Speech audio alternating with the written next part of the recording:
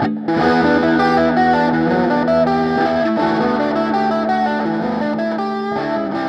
to the Delingpod with me, James Delingpole, and my very special and exciting guest this week. I've come. Is that to me? Yeah, Gerard, it is. I've come to Northampton, and it's a really grim day. And I've come to meet Gerard Batten, the leader of UKIP, on his purple campaign bus, and to talk to him about, well, obvious things like how are UKIP going to do in the Euro elections, and what he thinks of his rivals, the Brexit Party, and whether it's all over or whether he's going to go down fighting, or whether he's going to be the surprise winner of the Euro elections. Gerard, I have to say, Gerard Batten. Did I introduce you before? I did. Yes, you just said it. I did mention it to you. I really wouldn't want your job for all the tea in China. I mean, not least because you've inherited. How many UKIP leaders have there been before between you and Farage? Well, let me think now. There was Nigel, then there was Lady Jane Grey, otherwise known as Diane James, Queen of 17 Days or whatever it was. Yeah. Then we had Paul 9 Day Nuttall. Queen, wasn't it? I think. Whatever it was. Then we had Paul Nuttall, and then we had Henry Bolton, and then we had me. So I think there's been 3 since Nigel. And you said that you wouldn't want my job. Nobody else wanted my job a year ago. Literally nobody else wanted it, which is why the reason I stood up to be the interim leader, Right. to save the party. It was obvious you couldn't do that in 3 months, so then I stood unopposed for a 12-month term in order to save the party, which we've done. Me, with the help of the members, have saved it from oblivion. We're now very strong. Membership went down to about 17,000. It's up now to 30,000 and rising, and we've got an income of about £1 million a year, which pays our running costs, plus we've been able to raise over £500,000 for this election.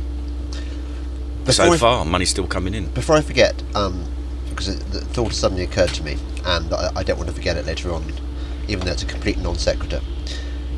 Your accent seems to be quite similar to Michael Caine's original accent. Is that? Are you from the same part of the country? Not many people knew that. No, I come from East London. I grew up on the Isle of Dogs, Mile End, lived in Stratford, still live in Forest Gate. So, no, he's South London. Is he? Yes. But has nobody else mentioned this to you before? Some people do. I don't see it myself. I don't get it, but I can't hear it. Yeah. Well, anyway. Although it's very pleased by the association. Well, exactly. We like Michael Caine. I mean, he's one of the few celebrities who's really sound on Brexit, isn't he? Yeah, I think there's more than one. There was that chap from The Who as well recently, wasn't there? There's a list. Yeah, there's a special list. I think there's a lot more than you realise, but of course, in the areas that they earn their living, they can't say so unless you're so well long established, but you don't care. But ordinary celebrities and stars and whatever can't say what they think because it might affect their ability to earn their living. Totally. You've got to be pretty much Michael Caine, Roger Daltrey, or I suppose the American equivalent would be someone like Clint Eastwood. Clint Eastwood can say what he likes because he's Clint, but everyone else is cowed by the system. I used to have a girlfriend who was an actress, and I hung out with luvvies, with acting folk at places like the RSC, and they're absolutely delightful people to hang out with, but they are all politically the same. They all have this identikit politics because, well, they're actors, so they're probably not that bright, most of them. But also because they can't diverge from the. No, and it's not only true of the lovey world. Other people have their livelihoods threatened. Now, this story was told to me earlier in the week, and I believe it. One of the football lads who have supported me over the last few months told me that 5 young chaps, and they're in their late teens, 20s, who turned up to the rallies that we've done, pro-Brexit rallies, actually had their photographs taken by Sky News, The police then came to their house and said to their parents that if they carried on supporting this Football Lads Alliance and going to these kind of rallies, that their employers would be informed and that this would ruin their career prospects. 3 of those boys have now decided they can't have anything more to do with it. 2 of them are holding out. Now, I can't prove that, but when somebody comes up to you and tells you a story that you have no reason to disbelieve, I find it perfectly believable in today's current climate that things like that can happen. Yeah, tell me about the Football Lads Alliance. What it is that people can understand. I mean, it's presumably not a. Well, I'm sure if you work for the Guardian, you'd call it far right. But everyone is far right if you work for the Guardian. Who's not a Guardian reader.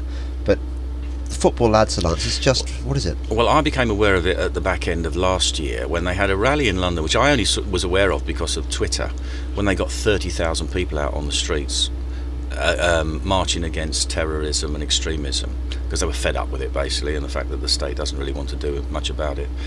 And I thought, well, what are they? Are they this far right group or whatever? So I spoke to a friend who had connections with them, who said, no, they're not like that at all, quite different. They're made up of, first of all, it was veterans, army veterans, service veterans, and the football lads who'd organised this. And in fact, me and Henry Bolton went and had a meeting with them in, I think it was early January. It was just before it was on the same day of his revelation of his relationship with Joe Marnie. He only stayed for about 15 minutes. I stayed and talked to them for a couple of hours, then we went for a drink. And it was obvious to me that they were not some kind of far-right group, that they were patriots, basically, who were concerned about what's happening to their country. So I got involved with them thereafter, and they have been at our rallies. They helped to organise the rallies, and they're just basically ordinary working-class, patriotic people. But anybody now that stands up against the mainstream media, the politically acceptable consensus, is labelled as far-right. I mean, I get this, and I listen to this stuff and I read it and I think, who are they talking about? Me? I'm supposed to be far right. I mean, it's just pure propaganda. It's lies. Yeah. And I've reached a stage now, James, where I don't watch the mainstream media anymore. I watch the headlines on the news to see where, there's been some kind of natural disaster or whatever's happened. Then I turn over. I don't read a newspaper. I haven't bought a newspaper in months and months.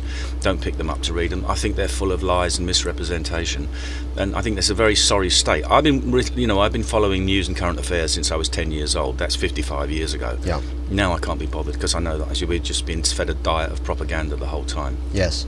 No, I'm totally with you. I think on a previous recent podcast I discussed with my special guest how I won't watch the BBC unless I'm effectively ordered to. I mean, if I'm doing it for my TV review in the Spectator, then I can't really not. But as a rule of thumb, the BBC is just so tainted. Oh, not just them. I mean, Channel 4. Channel 4. I couldn't watch. I mean, I've refused to go on it since 2014 after they insulted Nigel Farage during the European elections. I just refused to go on it anymore. And I was on it with that Kathy Newman, and I was actually supporting a young girl who was being deported. I think she was Indian. Yeah. And she was being deported. She was just in the middle of doing her A-levels, and by all accounts, she was a very intelligent, nice person, and they were going to kick her out of the country. And I went on there to defend her and say this is precisely the kind of person we shouldn't be kicking out, but we should have controls against any free card trickster, pickpocket, ATM fraudster that cares to turn up from Eastern Europe. And I got attacked by and even though I was supporting what you'd think would be the politically correct cause at the time, I got attacked on air by her, and I thought, why am I bothering to do this? What was her line? Do you remember? Oh, can you see where your immigration policies lead, Mr. Batten? And I said, well, yes, they'd lead to allowing somebody like this to stay, while we would be far more selective of who we let in. Let's let in people who contribute to our country rather than people who don't. Yes. You're never going to win. No, that's true. It's an interesting calculation. That is it worth going on these shows to reach out to the 2 or 3 people who might be receptive to your message, or are you giving more material to the enemy to make you look bad? I think it's counterproductive from their point of view, because what I've found, for example, I don't know whether you listened to the Matt Fry interview I did on LBC. I wouldn't touch Matt Fry. No, right. Well, I went on there Saturday morning to do half an hour interview. I was on there, He's particularly bad. Well, he attacked me relentlessly. He's awful. I defended myself. We got 500 new UKIP members that day. People rang in that weekend, over that weekend. And when I get going round, because I say I'm fed up with this, I don't want to do it anymore. And everyone that I've spoken to on this tour says to me the same thing. No, when you go on there and defend yourself, it actually works against them, and it's working for you. So my advice from my press officer, who has a very difficult job, is that I should go on and defend myself, because this actually boosts support for what I'm saying. It's quite difficult to do when you're sitting there being attacked relentlessly, to think that it's actually doing some good. But I try to think of the people who are listening who actually agree with what we're saying and want somebody to stand up and say it. Can I be rude? Earlier on, before we started the interview, you reminded me of my cat when it's angry, when it's kind of swishing its tail and it's really pissed off, and I worry slightly for you. If I were your kind of image consultant, what I'd be saying with you, how can you dial back or try and try not to show you're so pissed off all the time. Because you do seem continually pissed off. Is it? I mean, it's true. You probably are continually pissed off. But do you think that's a fair criticism? I get people tell me that there's how I stay so calm when I'm being interviewed on these things and whatever. And I think, well, it may appear that on the outside, but it's not like that on the inside. But I suppose there's a lot to be pissed off about, isn't there? I mean, I can't change the way I am. The way I am. People are either going to vote for it or they're not. I really don't. Not going to change I'm not in the business of having an image consultant. If people can take me or leave me as they like. So that's my bid to be your image consultant. Yep, didn't work. Rejected. Just okay. All right. No, I don't see myself that way. I mean, I always say that I'm a pessimist because it saves unnecessary disappointment, and then you get pleasant surprises when things go right. Yeah. I know that you hate the Tories because you told me it just before we started the interview. Do you hate them because they have betrayed conservative principles, or do you hate them for other reasons? I hate them because they betrayed this country. My entire adult life has been watching them do that. I was... What, even Margaret Thatcher? Yes, Margaret Thatcher. Don't forget Margaret Thatcher. Well, I mean, I'm not decrying everything she did. She fought the Falklands War, which no other politician would have had the guts to do, and I'll give her full credit for that. And she saw off Arthur Scargill, which needed doing. Right. But don't forget, she was fully in agreement with the European Union. She campaigned in the referendum of 1975 for Remain. She bulldozed through the 1986 Single European Act, which gave away our veto and set the scene for everything that's come since.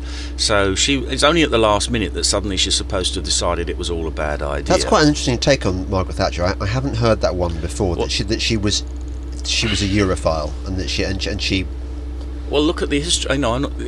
She supported us joining before we joined. She then campaigned to remain in the 1975 referendum. She bulldozed through the 1986 Single European Act against not even advice. Tony Benn and Enoch Powell were both begging her not to do it in Parliament because of the consequences of what she was doing. Right. Which then we're later it's claimed that she didn't understand what she was doing. Well, hang on a minute. She's supposed to be the most super intelligent, iron-willed person in politics, and she didn't understand what she was doing. But do you not think? I'm just playing devil's advocate here, and actually, I believe this as well.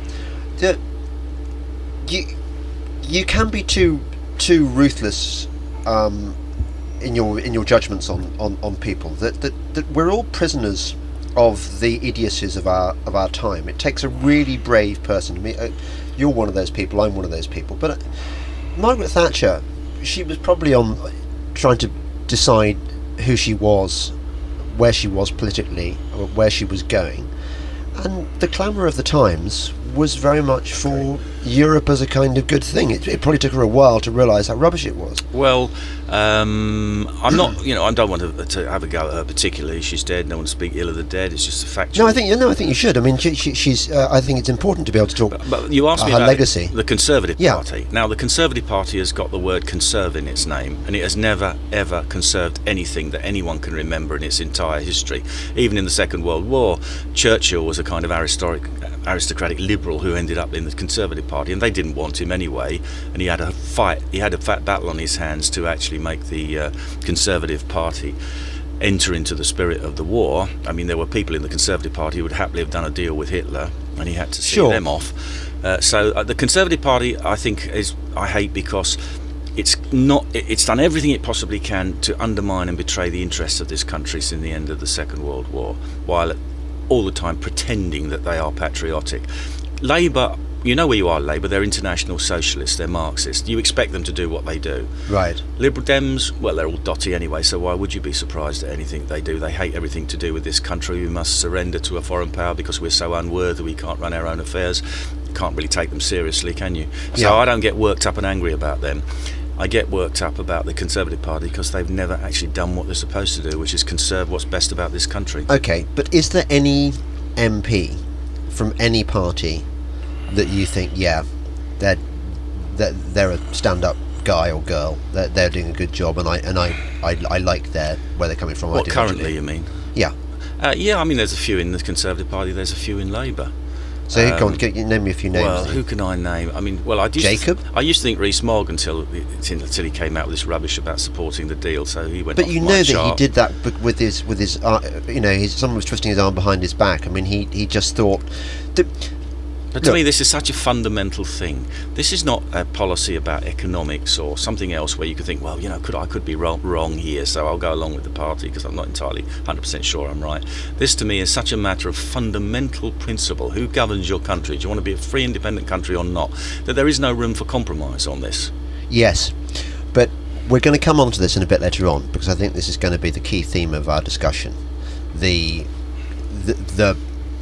clash between pragmatism and ideological purity, and I think that all MPs, all politicians, are somewhere on that spectrum. There are very few who are totally pragmatic, prepared to do anything to advance their whatever the party wants, and there are very few who are so pure they'll hold out to the last. I don't think it's a question of purity. I think it's a question of, do you believe in something or not? It's not about ideological purity, and what could be more basic than who governs your country? And these people have salami sliced away our independence and our right to self-government over the last 46 years, and there is no excuse for it. But Gerard, I'm on the same side as you. I'm an absolute kind of zealot when it comes to I'm pure. I'm really about as pure as you can get. That's why I'm completely unsuited to politics. So am I, probably. I wondered that. I wondered that, but I'm really, really pure, and I think Jacob made the wrong decision by voting reluctantly for that latest variant on the withdrawal agreement. But I understand why he did it, and I don't judge him so harshly because he is in this system which forces you to behave in that way, and this is why I'm slightly more forgiving. I'll tell you what the problem is. Is because we have such a rigid electoral system, the first past the post system, where he knows that if he doesn't go along with what his party wants, they could lose seats, they'd be out of power, and so therefore it doesn't become about the issues and the principles, it's about keeping the party in power. If we had a proportional representation voting system, it could be more fluid, so that people stand for certain things, the public don't like it, they vote for something else, and then the people who are in the other party who didn't agree with what their party doing, they can say, I'll shift over to the other party because they're actually more representative of what I say. It's because we don't have a dynamic or more fluid political system that we've ended up in this situation. If there had been a PR voting system after the referendum, we had the 17 general election, then you might have had a situation where you've got quite a lot of UKIP MEPs who could have gone into coalition with the government, and I wouldn't care personally whether it was Labour or Tory, gone into coalition or cooperated with the government to bring about the referendum result and to actually implement it. Instead of that, you've got two parties in Parliament, predominantly, who don't want to do it, and there's no way of shifting them. But when I hear the words proportional representation, PR, all I think about is I look across the continent and I think, right, so you've got the governance of the country basically been decided by the bloody Greens. It always seems to be the Greens who hold the balance of power, because they can decide where they're going to move their bloc. So what I'm saying is that you get the fringes with too much power. Surely the ideal situation, what we should be aiming for, is a situation where a party representing the stuff that we believe in, the good shit, is the dominant party in Parliament. I mean, what you've got is a party in power who tells you they do that, the Conservative Party, and doesn't do it at all. When I think of PR, I tell you what I'm thinking of now: Matteo Salvini in Italy, well, we love Salvini, who a few years ago was an MEP sitting in the same group as me. Because they have PR, he's now, I don't know, he's foreign minister, isn't he, in Italy, and he's been able to do something, and he's cut illegal immigration by about 90%. So if you offer me a choice between what we've got and what we might get, given where we are, I'd much rather take a chance on what we might get. Gerard Batten says we must be more like Italy. we must learn from Italian politics. I'm a big admirer of Italian culture, as a few people will know. But I agree, Italian culture, but Italian politics is Italian politics is a different matter altogether. Did you know Matteo Salvini when you were? Did you hang out with him? Not well. I didn't know him well when he was there. Yeah. Yes, I think we can probably agree. I'm sure we can agree, in fact, that the Conservatives are ripe for destruction. There is that mood across the country. Now the question is, who is going to benefit from that popular view? And I think that popular view extends to Labour as well, who, after all, 60% of their voters are Leave rather than at least that. Yeah. And yet here's Labour saying vote Labour to thwart Brexit, which is a crazy so both the main parties are screwed, I would say. But a few months ago one might have said, well, UKIP's gonna clean up from this. But now you've got Nigel Farage doing his thing. He's going around the country at these incredible I mean, Farage, say what you like about him, he's an incredible charismatic character, isn't he? He galvanises the crowd. Nige, people come up to him in the streets and so on. Going around the country with this new Brexit Party, which is very cleverly, cunningly, I would say, in a kind of nasty realpolitik way, he's claiming that UKIP is racist because Tommy Robinson and because Sargon of Akkad. He's playing that game, and it seems to be working. He seems to be turning people against you and hoovering up these votes and presenting himself as the bright Brexit future of Britain. He might even win the Peterborough by-election. I mean, I would actually put money on him doing so. I think that. He won't run himself because he doesn't want to win a by-election. No. Now he'll put some other mug up to do it for him. Well, it might be a good mug. It might not be a mug at all. He might get his first Brexit Party MP in Parliament imminently. Well, we're way ahead of ourselves here. Let's remember that UKIP is a party with a long history, and I believe it's got a future after these European elections, because we've been written off more times than Count Dracula, and we keep coming back. And now we've got Nigel Farage trying to write us off as well. This Brexit Party didn't exist. It was cobbled together by Catherine Blakelock, who then had to be sacked as leader because of alleged racist remarks. She totally didn't deserve that. No, of course she didn't. She's a good woman. She is not a racist, I know, and whatever you think about her. She's married to somebody from Nepal, isn't he, or somewhere? That's the first husband. The second husband is a 6-foot black man who I've met. Right. And right. She isn't a racist, but Nigel dropped her. As soon maybe she's a masochist. Maybe she married a black man because she hates black people, but to punish herself. No, I think it's a very nice, sincere marriage, and I'm not going to comment on it. It's nothing to do with me. And Nigel's dropped her like hot shit at the minute that there's a problem with the media. Yes. But it's all been started. Suddenly, this party, from nowhere, we are supposed to believe rockets up to 27% in the opinion polls. It's being promoted by the mainstream media on the TV, the radio, newspapers as being, it's got all this fantastic success. And of course, Nigel's good at getting people out of meetings because he's a celebrity and people like to go and watch him talk. I don't believe a word of it. This has all been engineered by the mainstream media because what they want to do is kill UKIP off in these elections. And what does the Brexit Party all about? It's an alternative Tory party. It's Tory light. Where's its money coming from? So I've heard it's coming from big Tory backers. Look at its candidates. They're rich businessmen or women. They are ex-Tories like Anne Widdecombe, and you've got a token communist thrown in. for good measure, in order to give it a bit of diversity. Its purpose, he's like a Pied Piper that is leading the voters into a dead end. Get them all to vote Brexit Party, and the Tory party can come back for a revival later. I think what he's achieving a couple of ambitions with this. Number one, he's always wanted an autocracy. He's always wanted to be a one-man band. He couldn't do that in UKIP. It was just too difficult because we had a structure and we had an NEC and we had branches and we had members with a vote. He hasn't got any of that. It's just him. And I think what he also always wanted to do as well was to kind of have a new Tory party, so he could. Well, he was always saying there was a branch of the Tory party that would break away and come and join UKIP, because that's his ideal, to reform the Tory party. Now, I'm not in the slightest bit interested in that. When all the years I was in, even when we set UKIP up in 93, 94, I said our natural constituency is what I would call, for want of a better term, the patriotic working class. And I've always done, everything I've done in the party has been about trying to reach out to more working class voters, which I've succeeded in doing in the last 12 months. But of course now I have this added problem of having to battle against the Brexit Party, which I think is an entirely set up, fixed arrangement in order to prevent us being successful. Now, it's up to the voters how they vote. Yeah. I don't know what's going to happen on the 23rd of May, any more than anybody else does.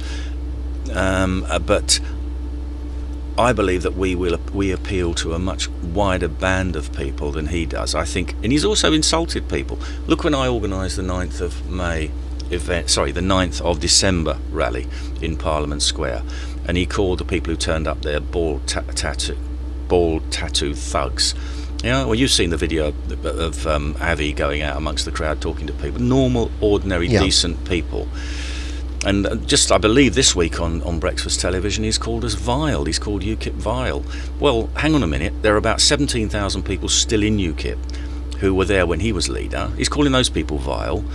My second, He's calling my dad vile, then. Well, there you are. Yeah. And there's our second candidate on the list in the South East is his former PA, Liz Phillips, who's now my PA, and she's running against him. Is she vile? The number 2 in Eastern Region is Paul Oakley, who's still a friend of his, as far as I know. He's calling him vile. Right. So he's calling all these people vile. Gerard, he's playing politics, isn't he? He's found this point of difference, which he's turning up to the max. He's saying, don't vote for UKIP because they are racist, and he knows... Because he doesn't have the guts to stand up and talk about the big issue, the big elephant in the room facing this country, which is Islamic ideology. Right. Having said that, he has said things worse than me. He's said, for example, in talks in America, and he's on record, it's been videoed, of saying that they want to come and kill us, inverted commas, that they are a fifth column in our country. Yeah. He said all things much stronger than I have, because I've always talked about the ideology. The man's a hypocrite. Right, okay. Well, I totally understand your irritation. At the same time, I wonder that maybe there's a kind of lesson here. And it's not a lesson I particularly like, because it tells me about how shallow politics is. But let's take some examples. You chose as some of your UKIP candidates Carl Benjamin, Sargon of Akkad, and Count Dankula, the Nazi pugman. And you chose these people as your candidates.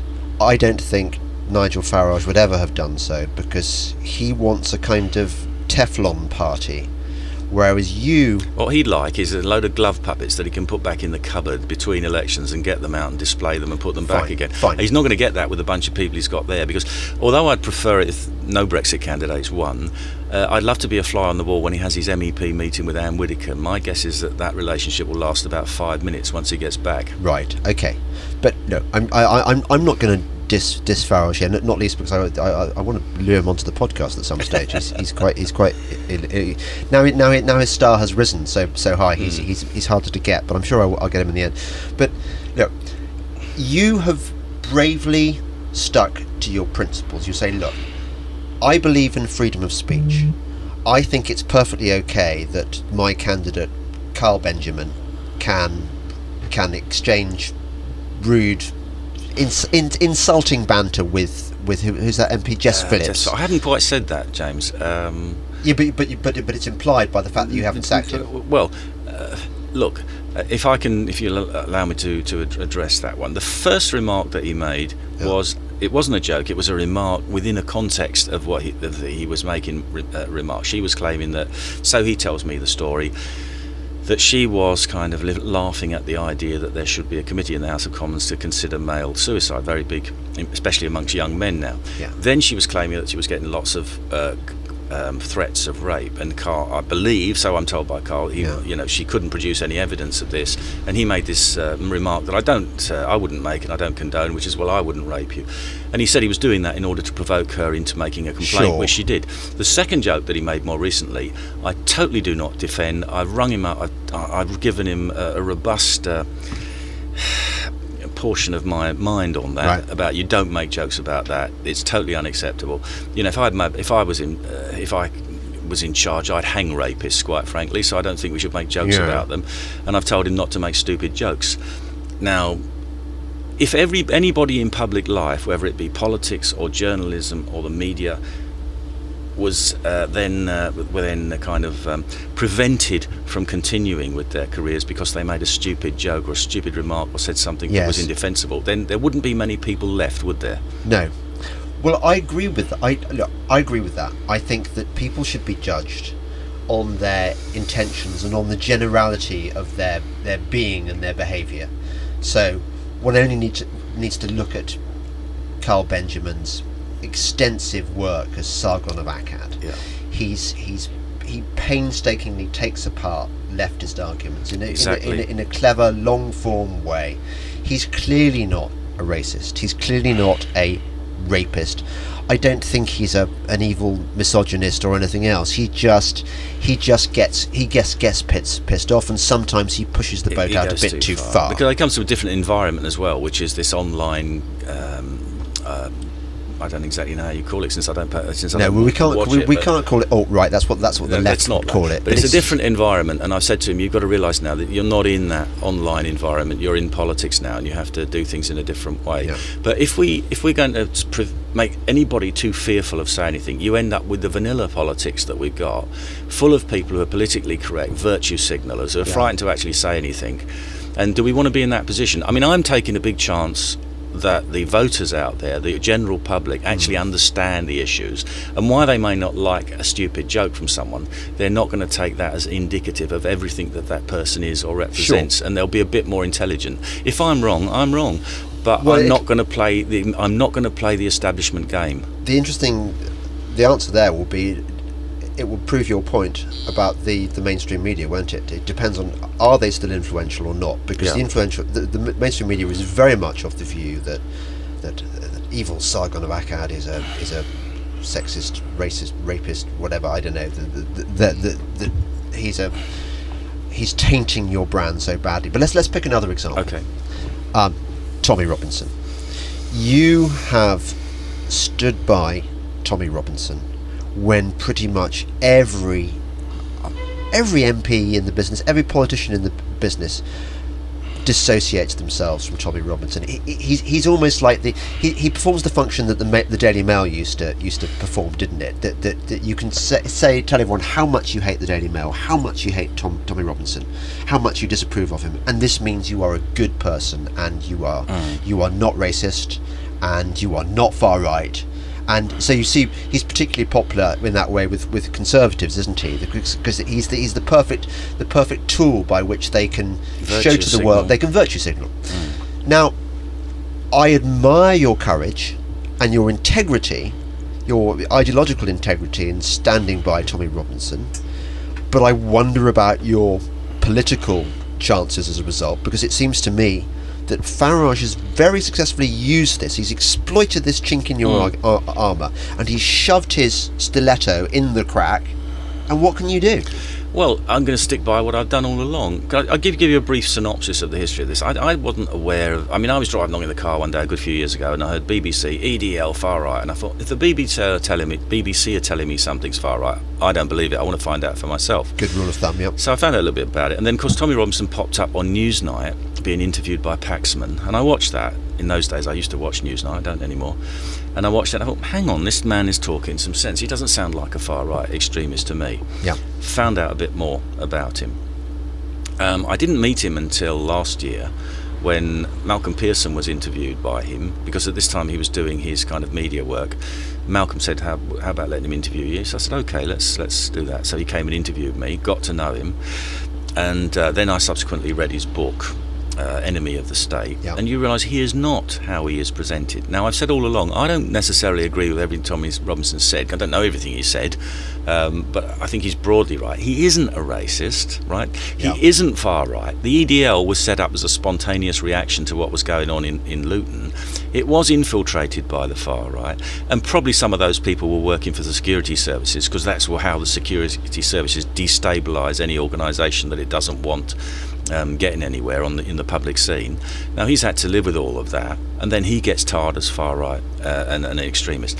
What he is, in my opinion, is an extremely brave man who is prepared to stand up and say there is a massive problem facing our country, which is Islamic ideology. And again, like me, he doesn't talk about people, because he can mix with anybody of whatever race and ethnic background and get along fine. I bet he's got more black friends than the luvvies in the media who castigate him. But he will talk about the ideology, as I want to, and for that he's persecuted. Now, am I going to do the cowardly thing and turn my back on him and say, oh, I can't support him anymore because so many people hate him? When I see John Bercow stand up in Parliament, what did he call him?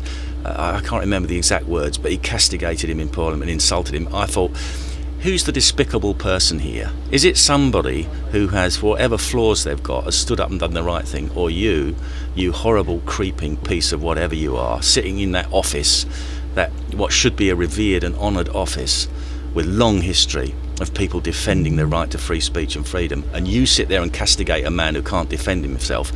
You are a piece of work, mate, and the sooner we turf these people out of Parliament, the better. We may never do it, in which case I can go off into retirement and forget all about them. But while I can play a little part in trying to undermine those people, then I will. Yeah. Well, look, I'm the seeker after truth and the ideologue in me is going, bravo, fantastic speech, Gerard, and I totally agree with you. And the politician that I've successfully destroyed is going, oh well, yes. I mean, that's by UKIP, because well, we'll see. I'm not interested in playing a game in politics. To me, it isn't about, well, how can you fool people long enough to get enough votes to win something.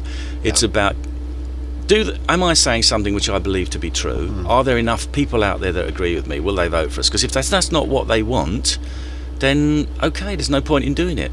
And what I've found out, especially I tell you, going on this trip around the country, and I'm not just saying this because, it is true. I've had so many people come up to me who are UKIP activists, and because I sit there when I'm in my office working, am I doing the right thing? Are people supporting me? Am I on a wrong tack? And I have had nothing but support from the people who've come out. You've seen a crowd of people today. We're getting that everywhere we're going, coming out and supporting me and saying, you're doing the right thing, please continue. And also ordinary voters that have come up to me. Yesterday we were in Great Yarmouth, and we were going around, people were coming up, and there was one young man, 34 years old, who ran a little business there, and somebody said, come and talk to him. Went and talked to him, and basically the message was, thank you for standing up and saying what we believe. And when you meet people like that, you think, yeah, that's what makes it worthwhile. Now, what the numbers games are, I don't know. Are there enough people out there like that who support what I'm saying, or are there not? Well, a good indicator will be on the 23rd of May, and see whether they vote for us, because if UKIP can't do well in the European parliamentary election, then probably we're not going to do well anywhere. Yeah. But that's what I said. I took on this job when nobody else wanted it. Literally nobody else would do it. Been fairly successful, I think, in preserving the party as a party. And I can only say what I believe. I can't pretend and say things I don't believe. And okay, people could argue, well, you made a mistake with Sargon, you made a mistake with Tommy Robinson. Maybe time will prove them right. But what I know is that Sargon has a right to free speech, and if he makes a stupid joke, he should back down from it and apologise. I don't think he's going to actually come out and do that, but he was wrong, and I've torn him off a strip and told him why he was wrong. And Tommy Robinson, for all his faults, is a very, very brave man who is sticking up for his country and his culture. And when history looks back on it, it'll have more good things to say about Tommy Robinson than it will John Bercow. Yeah, I think we can agree with that one. Tell me a bit about your background. What you obviously weren't always UKIP leader. What did you do before then? I had a very boring, ordinary life. I worked for 28 years for British Telecom. I was started at the bottom and worked up a very good sales job. By the time I was earning more money doing that when I gave it up to be a UKIP MEP. I had a family. I've got 2 sons who are now 28 and 30. I've been married to the same woman for 31 years. And I got involved in this because back in 1992, when the Maastricht Treaty was going through Parliament, and as I said, I used to watch a lot of news and current affairs, and I'd voted to leave in the 75 referendum, and I thought, I cannot sit here and watch this without doing something. And by chance, Dr. Alan Sked popped up on the TV and the radio. He'd set up something called the Anti-Federalist League. He gave his number out on the radio, which got him barred forever. So I rang him up. They wouldn't have him back on any questions.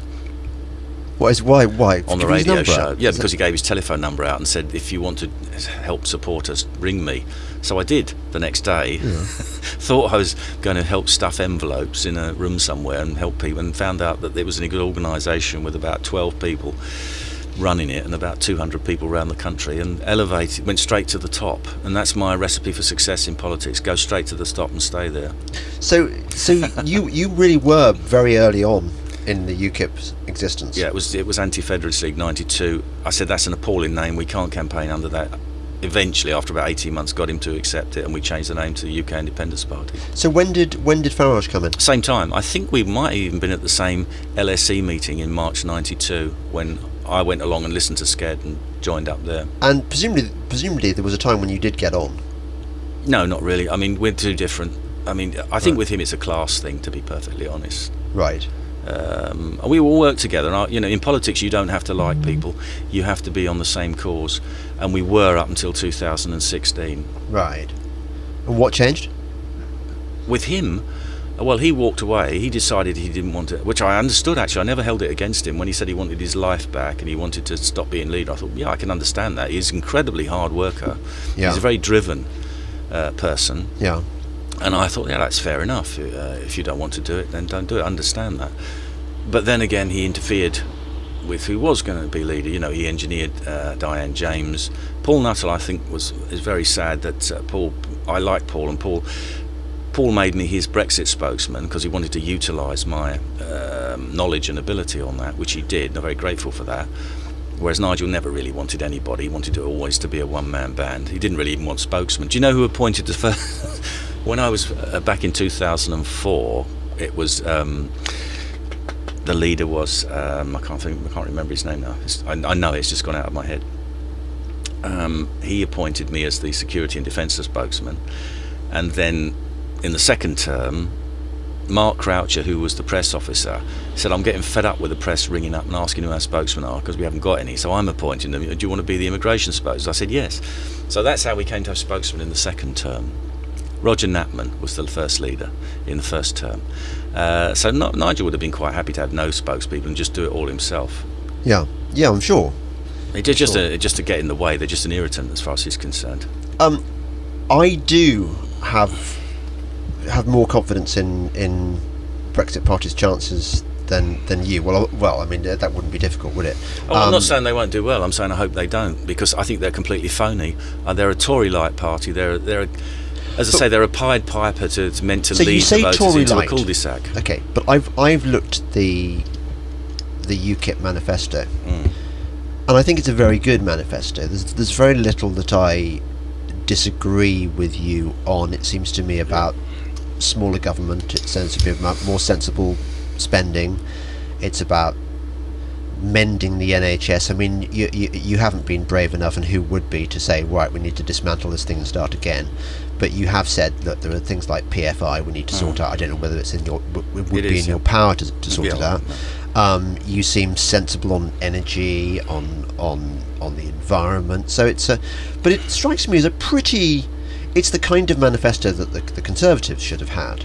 So when you talk about Tory light, I'm not really sure what you mean. Surely conservatism is what we should be aiming for. That's what's best for the country. The opposite is socialism, isn't it? Well, with a small c in terms of an outlook on life rather than a political party, yeah. Yeah. But when I call it Tory light, what I mean is nothing's going to change if you vote for these people. They're just the old Tories who've let us all down in the first place. So what you're going to get is the same thing.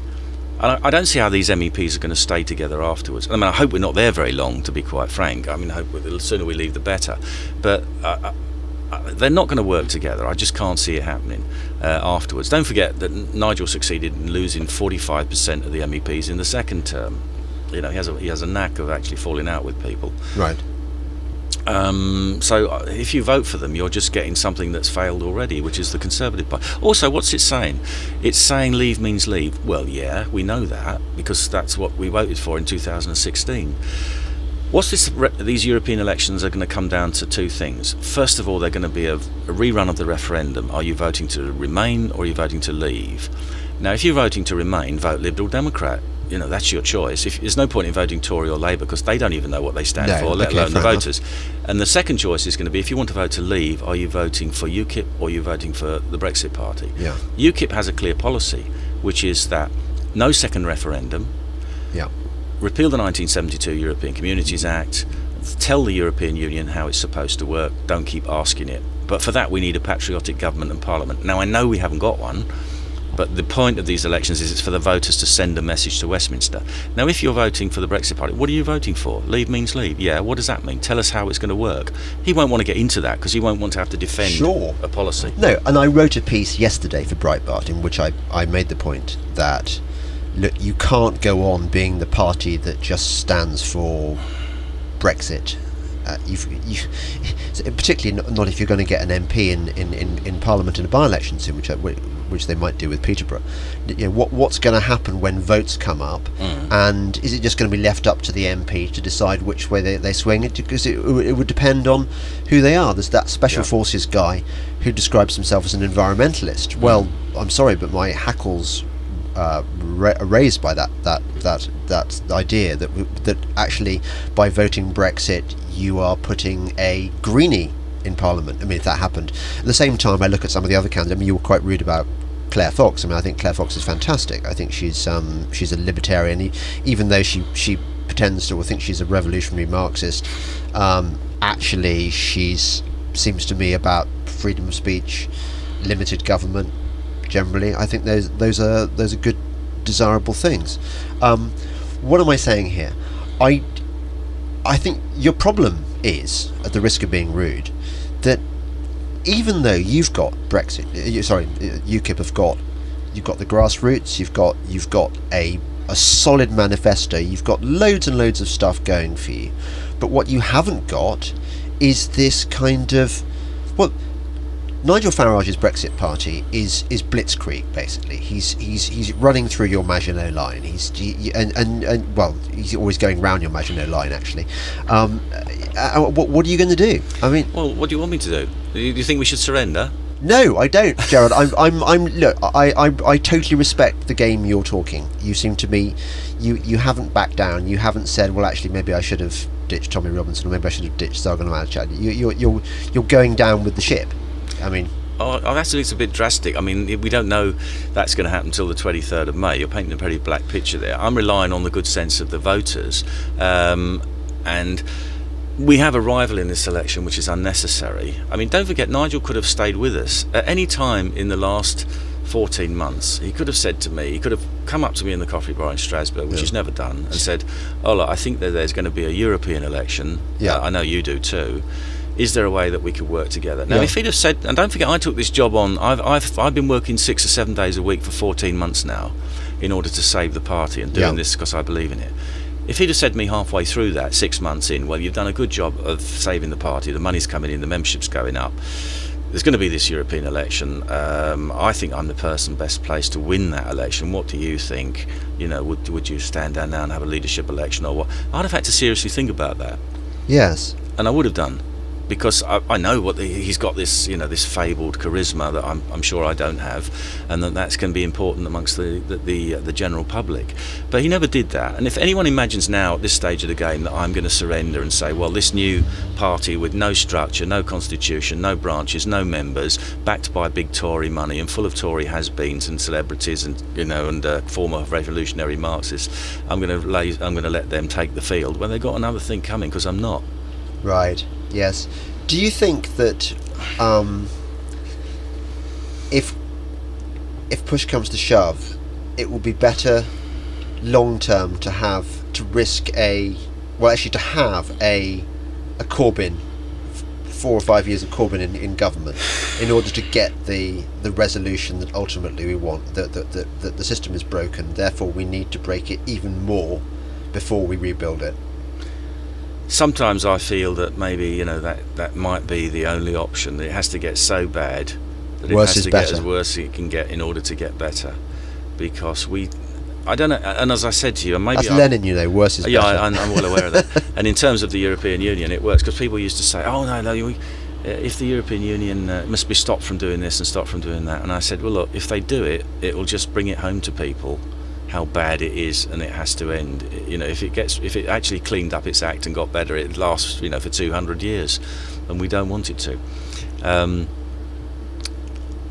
It's just, isn't it, the damage that Corbyn would do? For example, his environmental and energy policy.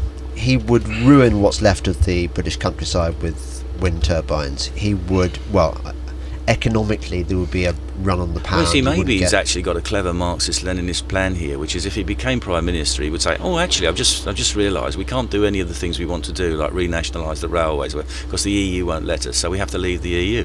I don't know whether he's that clever, whether that's behind it. But who's to blame for this? Conservatives. It's the people who vote Labour.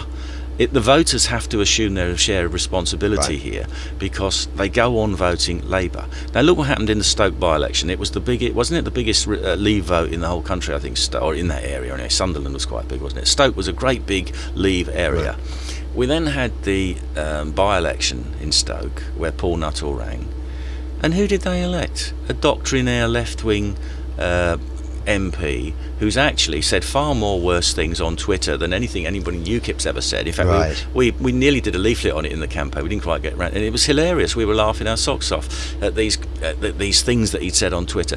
Were the mainstream media concerned about that? No. Did the voters vote for him? Yes. Why on earth, when you've just voted to leave the European Union, would you vote for someone like that to be a Labour MP, when they could have had Paul Nuttall, who, whatever his shortcomings may have been, would have been a much better choice?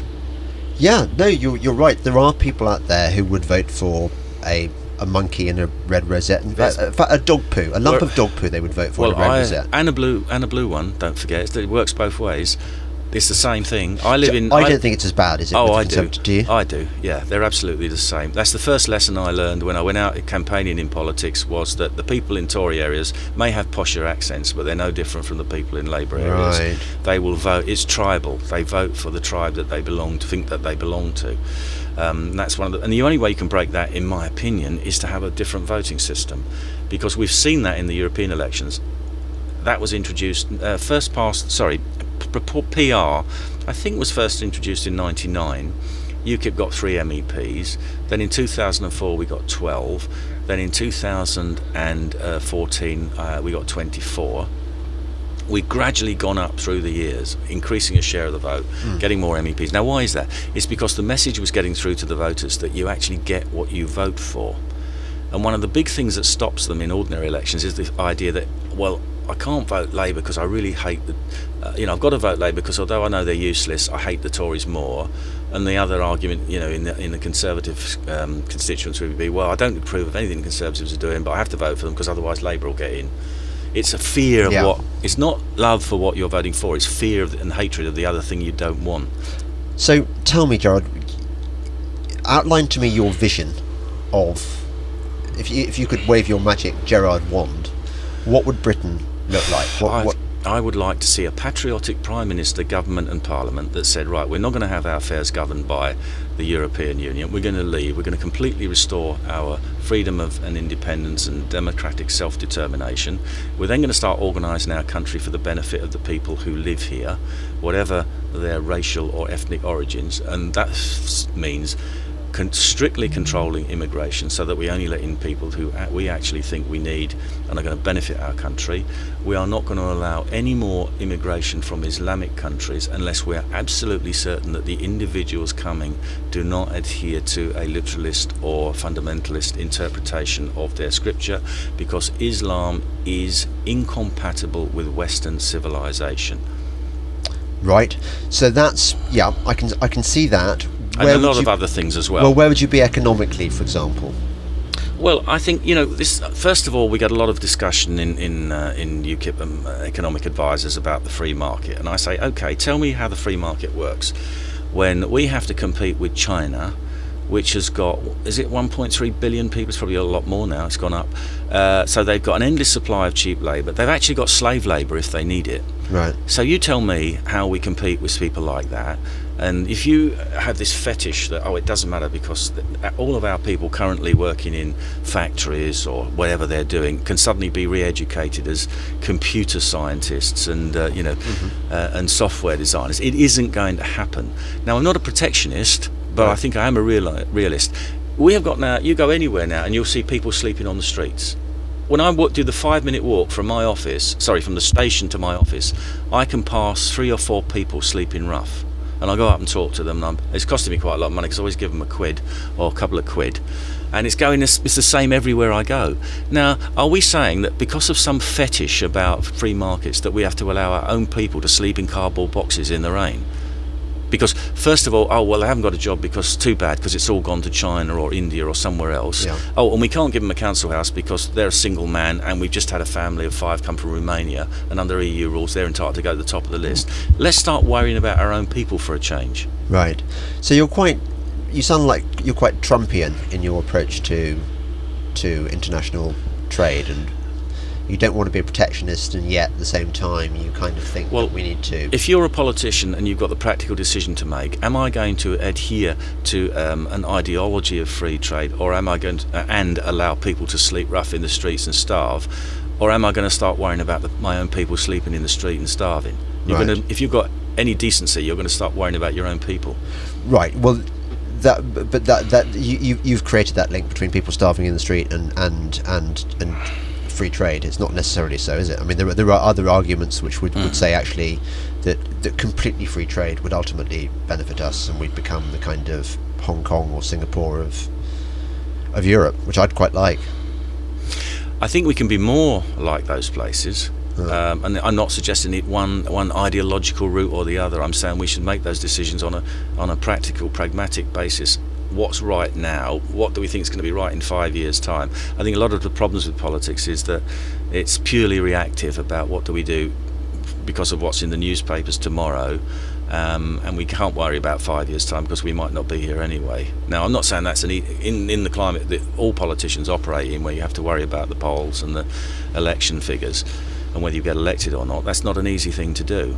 But I don't think that we do it at all. I don't think I don't think our politicians give a damn about what the country's going to be like in 5 years' time or 10 years' time. They all live in their own little bubble anyway, and they're all frightened to talk about it. And of course, if somebody does have the nerve to actually stand up and say, I don't think this is a good idea, or that, then they're demonised in order to prevent them speaking and having an opinion. Yeah. I have one last question.